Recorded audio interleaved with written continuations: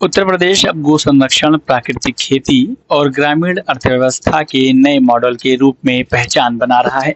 इसी कड़ी में एक और बड़ा काम करते हुए सरकार अब प्रदेश की लगभग 7,500 गोआश्रय स्थलों को ऑर्गेनिक फर्टिलाइजर प्रोडक्शन सेंटर के रूप में विकसित करने जा रही है। इससे ग्रामीण क्षेत्र के युवाओं को बड़े पैमाने पर रोजगार मिलेगा। योगी सरकार का लक्ष्य गो संरक्षण को केवल धार्मिक या सांस्कृतिक भावना तक सीमित न रखकर उसे किसानों की आय, प्राकृतिक खेती, महिला सशक्तिकरण और ग्रामीण रोजगार से जोड़ना है। गो सेवा आयोग के अध्यक्ष श्याम बिहारी गुप्ता ने बताया कि प्रदेश के लगभग 7,500 गो आश्रय स्थलों में इस समय 12.5 लाख गोवंश संरक्षित हैं। योगी सरकार अब इन गौशालाओं को ऑर्गेनिक फर्टिलाइजर प्रोडक्शन सेंटर के रूप में विकसित करने जा रही है। गोबर और गोमूत्र आधारित प्राकृतिक खेती मॉडल को बढ़ावा देकर किसानों की खेती की लागत कम करने और आय बढ़ाने की रणनीति बनाई गई है। एक गाय से प्रतिदिन लगभग 5 लीटर गोमूत्र और 10 किलोग्राम गोबर प्राप्त होता है। यही संसाधन जैविक खाद, प्राकृतिक कीटनाशक और अन्य गो आधारित उत्पादों के निर्माण में उपयोग किए जाएंगे।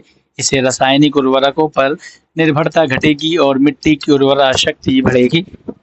बता दें कि हर जिले में कम से कम एक बड़ा आत्मनिर्भर गो संरक्षण केंद्र स्थापित होगा। योगी सरकार ने 2,000 करोड़ रुपए गो संरक्षण अभियान के लिए मंजूर किए हैं, जबकि वृहद गो संरक्षण केंद्रों की स्थापना के लिए अलग से 100 करोड़ रुपए की व्यवस्था की गई है।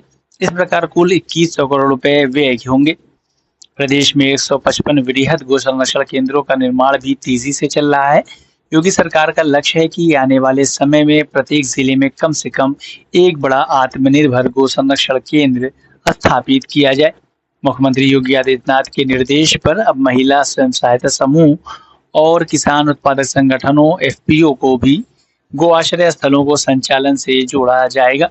योगी सरकार की योजना है कि हर जिले में चयनित महिला समूहों को प्रशिक्षण देकर गोवंश की देखभाल, पोषण, जैविक खाद निर्माण और उत्पाद प्रबंधन का जिम्मा दिया जाए। इससे ग्रामीण महिलाओं को रोजगार मिलेगा, गांवों में आय के नए स्रोत विकसित होंगे और गौ संरक्षण आंदोलन जन भागीदारी आधारित मॉडल के रूप में मजबूत होगा। योगी सरकार गो सेवा को ग्रामीण समृद्धि और महिला आत्मनिर्भरता का माध्यम बनाने की दिशा में काम कर रही है। मुख्यमंत्री सहभागिता योजना के तहत अब तक लगभग 1.25 लाख पशुपालकों को 1.80 लाख से ज्यादा गोवंश सुपुर्द किए जा चुके हैं।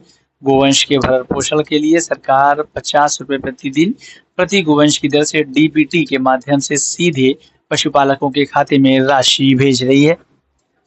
अगर आपको हमारा ये वीडियो अच्छा लगा तो हमारे YouTube चैनल को सब्सक्राइब करना न भूलें, बेल आइकन भी जरूर दबा दें। इस तरह के वीडियोस को देखने के लिए फेसबुक और इंस्टाग्राम पेज को भी फॉलो करें।